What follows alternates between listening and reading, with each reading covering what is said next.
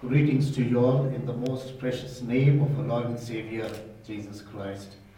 My dear brothers and sisters, I deem it a great privilege because of this auspicious occasion of the book release of our very dear brother, Rev.Dr.Etala Solomon, whom I only call him as Anna. Our chairperson this morning, I greet him and also thank him from the bottom of my heart for the warm welcome that he has accorded and also for the introductory words. And I greet all the dignitaries on the dais. My dear brothers and sisters, today is a great day in the life of our dear brother Solomon. Not only a great day for him and his family members, and a great day for our college, because today we are giving out a wonderful gift of scholarship and research to the world at large. So I congratulate my dear brother, congratulate the college, congratulate his family, and congratulate the church where he hails from. Scholarship in India, research in India, scholarship on India and research about India has been on the agenda of world Christianity. There are several streams of research. Number one was documenting the history of Christianity in India, in Andhra Pradesh, and especially in the several mission boundaries. There are big historians who have written, we know, like Lottered, we know like the other people, Indian scholars, F.S. Downes, C.B. Firth. This is one stream of documenting the history. Another stream has been several scholars who have been writing about India and the church.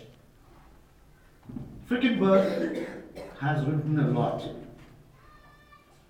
and his writings are well known, well accepted, and they probably are also here in our library.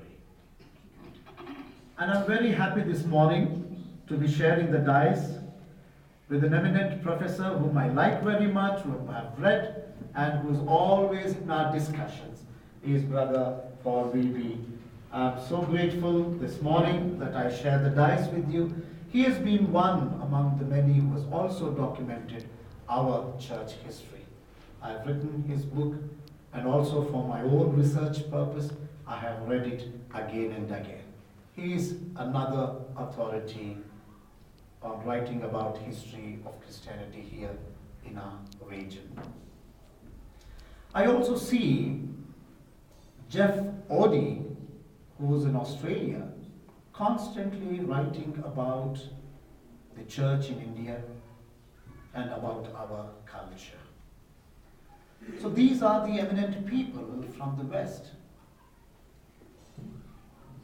Then in the row is Dr. John Carmen, who has also researched in the Telangana area 50 years ago, and he has documented how the Christian faith and Hindu culture continue to interact each other, influence each other, and then how an Indian church is emerging out of this amalgamation and influence. Now, when we want to breathe fresh air in this research area, I'm so happy Rev.Dr.Etala Solomon Anna comes up from the subaltern side.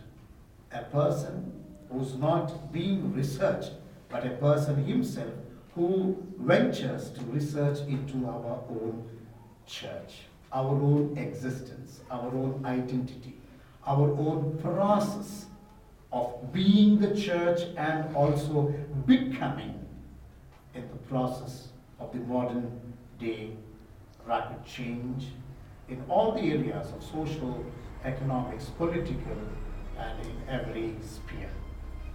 So Rev.Dr.Etala Solomon brings us a great model of being able to study the Indian church, being part of the church as an insider, and this makes a lot of difference of who is being studied and by whom it is being studied. So I am so happy that Dr. Solomon brings us a new model into this study of the church in the cultural dimension, in change and continuity. I was once talking with Andreas de Souza at Henry Martin Institute about my own work, which I'm doing now for the Harvard University. What I was trying to discuss, in the process of time, he handed over to me a big book.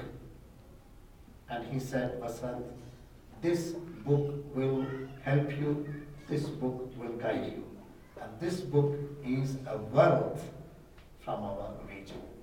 I was very happy because he was trying to help me out with my own study and in preparation for classes to be given at Harvard University. When I read, I was deeply impressed by the amount of research that has gone into it. Immediately I got in touch with a professor in Harvard and I said, here is something that we really need. Here is something in another area somebody is already doing and he has done. And he has asked me to immediately send the book to Harvard University. Immediately a copy of it was placed in the library. And when a course was being designed entitled Hindu-Christian Influence in South Indian Villages, that was the primary title. So the whole course was designed taking into consideration what has been written by Dr. Solomon. I felt so happy. A university of the stature of Harvard, appreciating the work of an Indian researcher and a scholar, a theologian, putting so much weight into what has gone through this research and making it a textbook and a course book where every student who was registered was to read. And at Harvard University, the students were not just from the Harvard University, but they were also cross-registrations from other universities in Boston. For instance, from the Boston University, from the Episcopal Divinity School in Boston, Andover Newton Seminary. All these students had cross-registrations and they had read this book, and it was a required reading. Every week for the classes we have given a portion of the book as one of the reading assignments. Students have got much from an Indian scholar researching into an Indian church context, in the cultural milieu, in this interreligious context. It was a great thing. Many of them have got good grades also. So Solomon, I should say, our American students from Harvard, Andover Newton, and Episcopal Divinity, and all others, they have read the book and they were inspired. They have written their exams, they have written their papers, and they have got good grades. So our main area was also to study symbolism. The power of symbolism, the meaning of symbolism, how symbols affect life and our thought pattern and give new ideas and meaning into our own life. Another major area that we have read from this book was about the cultural adaptations of the Christian church. How Christian faith was able to derive the cultural elements and emulate them into a Christian faith. So this interchange, the influence of the Indian culture, making an indigenous church, that was something very great, and this book comes up with a lot of documentation.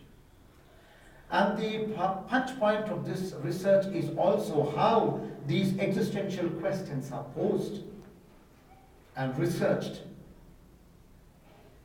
And the writing, scholarly writing, is based on the primary interviews and studying the situation right there on the spot. So these leave the book into a great value.